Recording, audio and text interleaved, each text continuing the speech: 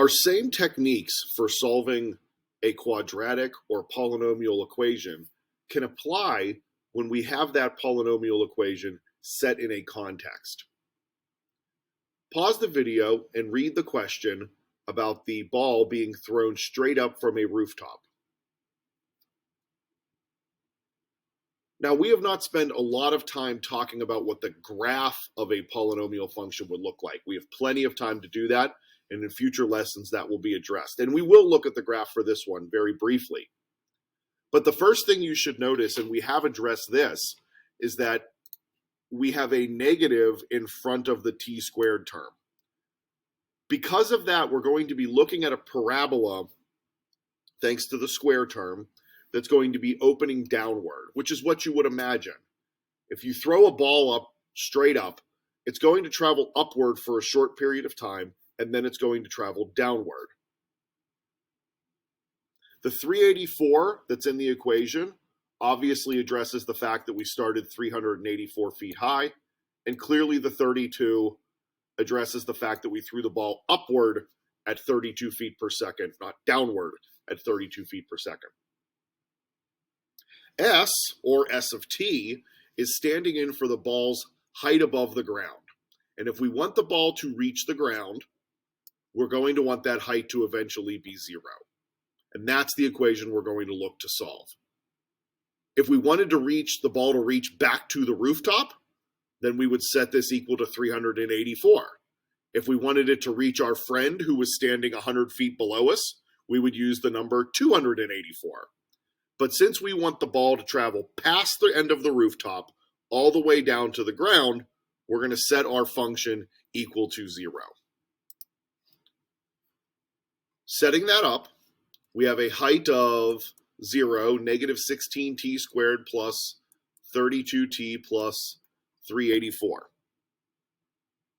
We test for a greatest common factor because we see that 16 and 32 share a greatest common factor. And fortunately for us, we're going to use the greatest common factor, or the common factor, of negative 16.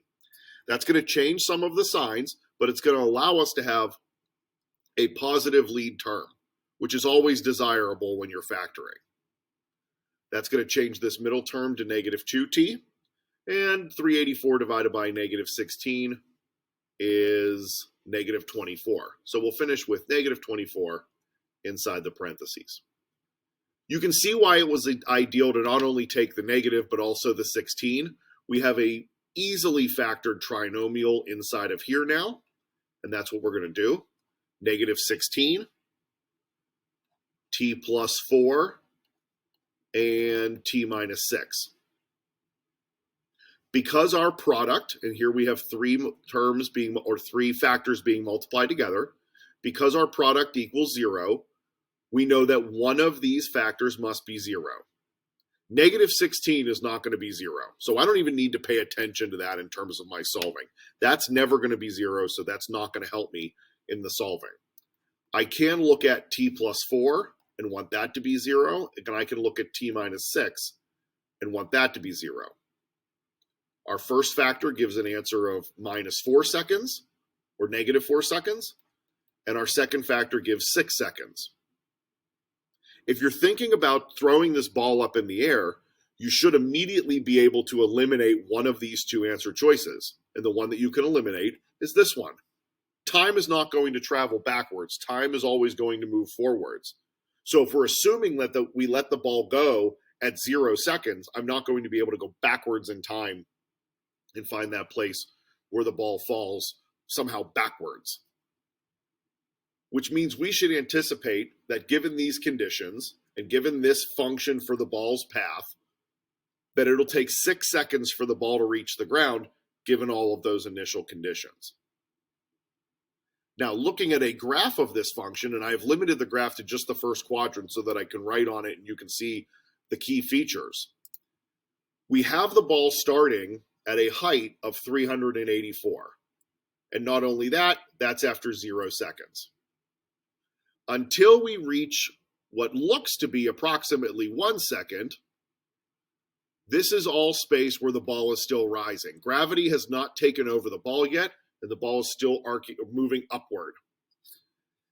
This entire space here, the ball is on its path downward. So here, the ball is falling. As it's falling, it's picking up steam. You can see that this is getting steeper as you go. And as you move down, it's getting steeper and steeper and steeper. And way down here at 6 seconds is when we have the ball reach the ground. If you're interested in any of the moments of time in between, you can certainly look at 5 seconds, which is right there, or 3 seconds, which is right there. You can look at those alternative points. The other thing to note, though, is the way that this graph is currently constructed. A lot of people think that this is the actual path of the ball. Like you are standing here and you threw the ball out that way. That's not what happened. In this example, you stood right here and you threw the ball directly upward. The reason that this graph is moving left to right is because time has to go on. We want this to be a function. If I just was trying to graph the flight path of the ball would go up and then come right back down. That's not a function, that's a vertical line. So yeah, there's some liberties taken with the ball not hitting the roof and then falling to the ground. Maybe you like reached over the edge of the building to throw the ball up or something so that it could actually fall all the way to the ground. But don't get confused and think that this is the actual path of the ball. This is not the actual path of the ball. This is the height of the ball graphed against the time, not the actual path of the ball, you throwing it off the side of a rooftop. So you want to be very careful about interpreting these graphs. You can read them for what they are. Here's our starting point. Our starting point's way over here. Here's where it hits the ground. You can have those other points in between. The ball is falling this entire time. It's rising for that short period of time. You can still do all of that, but you have to understand that you're not looking at the actual ball's path. The actual ball's path is vertical, up and down, not to be confused with throwing it off the side of the building.